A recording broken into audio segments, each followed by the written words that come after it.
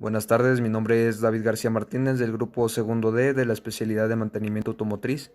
Les vengo a presentar lo que es mi proyecto, que es un prototipo de alarma antirrobo de un vehículo representado en un protoboard y con diferentes componentes electrónicos. A continuación voy a explicar en qué consiste cada uno de ellos. Primero tenemos en el circuito lo que es el condensador de 25 voltios con una medida de 4700 microfaradios.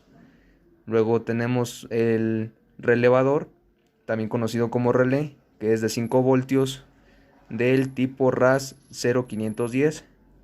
Tenemos dos transistores 2N2222A, una resistencia de 1000 kilo ohms, un diodo LED, un buzzer que va a ser el que haga sonar nuestra alarma y que prenda nuestro diodo LED, y utilizamos cables puente. Y como nuestra fuente de energía utilizamos un cargador de 5 voltios. Para realizar este circuito utilicé un diagrama en el cual se los mostraré en pantalla.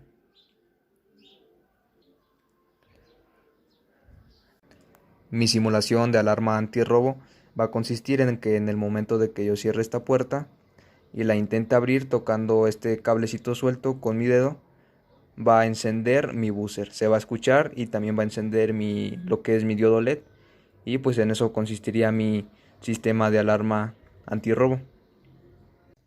Y pues a continuación voy a hacer la demostración de mi circuito.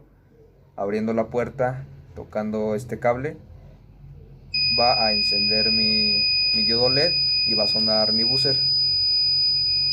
Y cuando quito mi fuente de alimentación, mi condensador de 25 voltios es el que hace que dure un poco más la alarma encendida sin una fuente directa de energía.